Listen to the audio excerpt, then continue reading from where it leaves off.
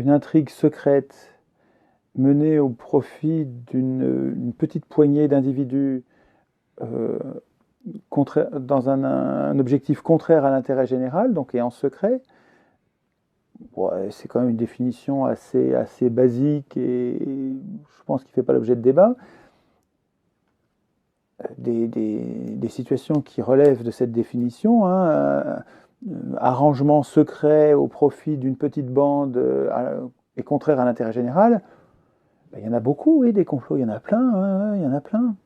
Et se débarrasser de la critique en parlant de complotisme, qui serait quoi, une maladie mentale, une paranoïa, ça médicalise l'adversaire, mais il n'y a pas le début d'un argument. Vous avez participé au groupe Bilderberg en 2008 oui. Et en 2009. On aimerait savoir... non, une fois seulement. En 2008, c'est tout? Oui, absolument. Attendez, je signe.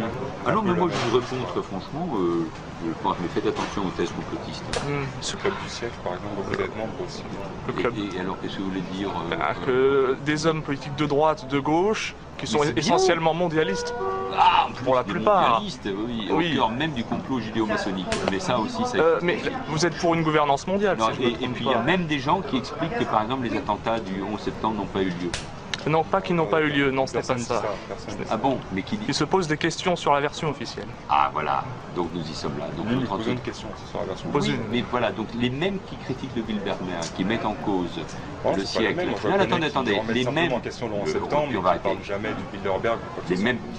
Mais c'est étrange, les mêmes qui parlent du Bilderberg, les mêmes qui parlent du complot mondialiste, du siècle, etc., sont les mêmes comme vous, messieurs, qui posent des questions sur le 11 septembre. Donc notre entretien est terminé parce que... Non, vous êtes des gens qui se posent des questions qui malheureusement sont assez inquiétantes, surtout quand on est aussi jeune que vous. C'est juste une insulte, comme dans une cour de récré, quoi. C'est sale con. Ouais, enfin, t'as dit sale con, mais ça ne vaut rien. Voilà, c'est juste une insulte, complotiste. On traite quelqu'un de complotiste. On n'a même pas besoin de le démontrer. Simplement parce qu'il est en train de dénoncer un complot. En soi-disant réponse, on renvoie le mot complotiste et ça suffirait comme démonstration. Ça paraît incroyablement pauvre comme argumentation. Il n'y a pas de fait, il n'y a pas de raisonnement, il n'y a pas de logique. Il y a juste, on renvoie le mot complotiste. Je disais, revenez avec des arguments, mais pour l'instant, ça vaut rien, quoi. Hein.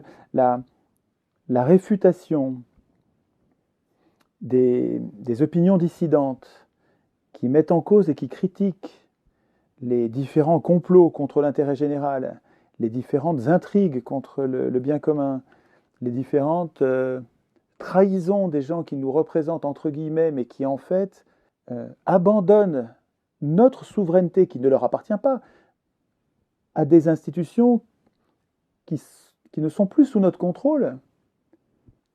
Renvoyer à ces gens qui critiquent de façon très argumentée, très documentée, très sérieuse toutes ces intrigues et ces complots, leur renvoyer simplement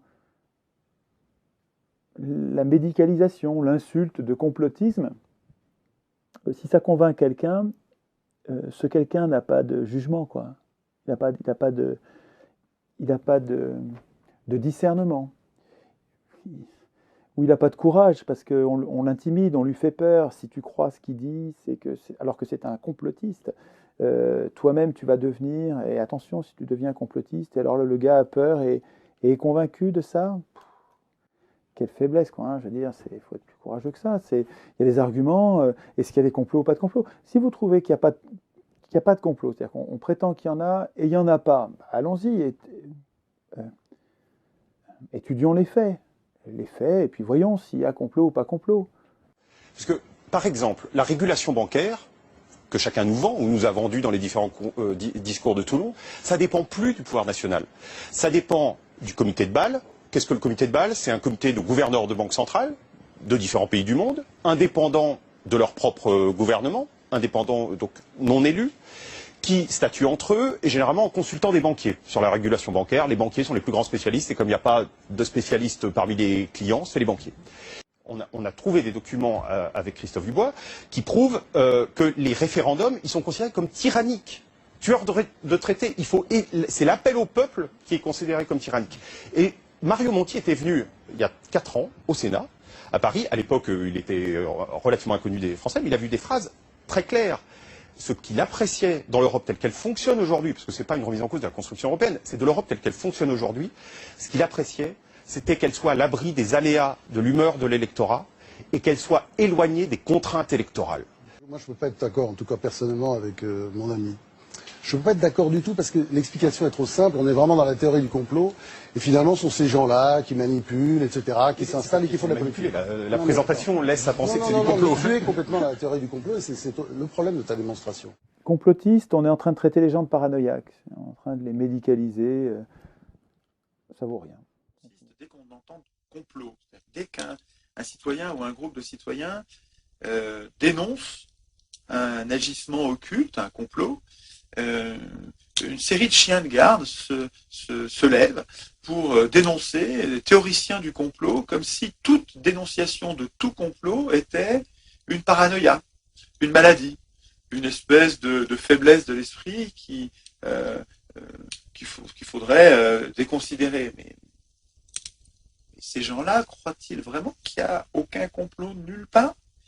On est prié de croire que il n'y a plus de complot, les complots n'existent plus, tout le monde est beau, tout le monde est gentil, c'est des bisounours, les riches n'ont pas de projet, les riches n'ont pas d'intelligence, les riches n'ont pas des intérêts à défendre, les riches font tout dans la transparence en montrant tout à tout le monde. Non, les complots, il y en a toujours eu, il y en aura toujours. Il y en a plein qui ratent, quelques-uns qui réussissent, et c'est l'honneur des journalistes, des vrais journalistes, c'est-à-dire ce que les révolutionnaires appelaient les sentinelles du peuple, que de traquer ces intrigues, de les chercher, de les dénoncer, de les mettre au grand jour. Et c'est une honte. Je trouve que ceux qui dénoncent les théoriciens du complot sont soit des abrutis, des gens qui vraiment comprennent rien à rien, ou bien ils sont complices, c'est-à-dire ils savent très bien qu'ils protègent les complotistes. Et donc là, c'est vraiment des affreux. Mais faut-il être bête pour, de façon presque pavlovienne, comme par une espèce de réflexe conditionné, dès qu'on parle de complot, ils font les malins en disant « Ah, tu es encore la théoricien du complot !» Ah ouais, t'es malin. Quelle sagacité, quelle perspicacité. Tu as su déjouer en moi le théoricien du complot. Enfin, c'est ridicule, quoi. L'Eldorado, enfin, on a trouvé la technique qui permet de gagner de l'argent sans prendre de risques. Ça consistait à mettre des produits pourris en sandwich au milieu de produits pas pourris et de vendre tout comme si c'était du pas pourri. C'est juste une technique d'escroc, de voleur. Et ces gens-là, après avoir répandu sciemment, en connaissance de cause, répandu leurs produits merdiques sur toute la Terre, mettent le système en faillite totale. Le jour où ça pète, le système tombe en faillite. Et au lieu d'aller en prison, les directeurs de ces banques, ils devraient être en prison pour faillite frauduleuse, pas pour faillite frauduleuse. C'est des menteurs, des voleurs, des escrocs, des bandits, des crapules. Et au lieu d'aller en prison, ces gens-là sont récompensés par des dizaines de milliards qu'on leur donne, des centaines de milliards qu'on leur donne, maintenant des milliers de milliards qu'on leur donne. Quand la Banque centrale aujourd'hui prête à ces gens-là, c'est à 0%. Au lieu d'être en prison. Comment ils font? C'est quoi le secret? C'est qu'ils ont corrompu les pouvoirs politiques. Les pouvoirs politiques sont à leur service. Ils ne sont pas incompétents, les pouvoirs politiques. Ils ne sont pas aveugles, ne comprenant rien. Ils sont en mission contre nous, au service des banques. C'est plus qu'un complot, c'est un crime, c'est un attentat au bien commun. Alors, attention, il faut comprendre ici l'importance stratégique pour le système de domination bancaire, où les usuriers ont pris le pouvoir là. Il faut prendre la mesure de l'importance pour eux de la théorie du complot. La théorie du complot, qui consiste à accuser de maladie mentale, ou de dérives extrêmes droitières, c'est-à-dire de dérives fascistes, alors avec tous les gros mots qui vont bien, d'accuser de tous ces mots les citoyens qui découvrent le complot et condamnent le complot et parlent de crimes, de trahison.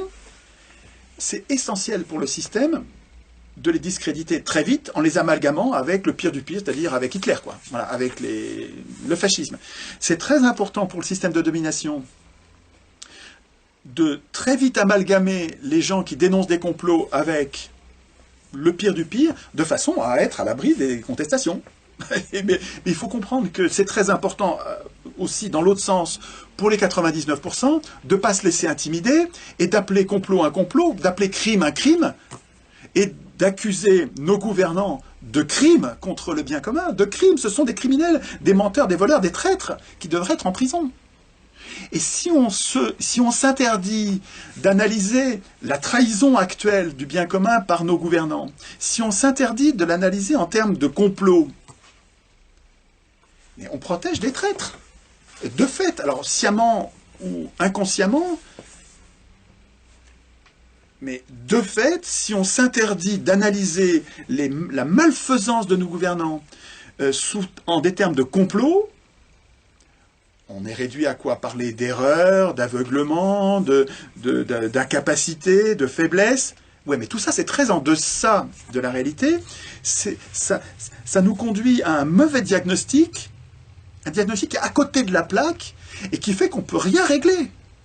On se ficelle les mains dans le dos et on va prendre tous les coups sans pouvoir résister.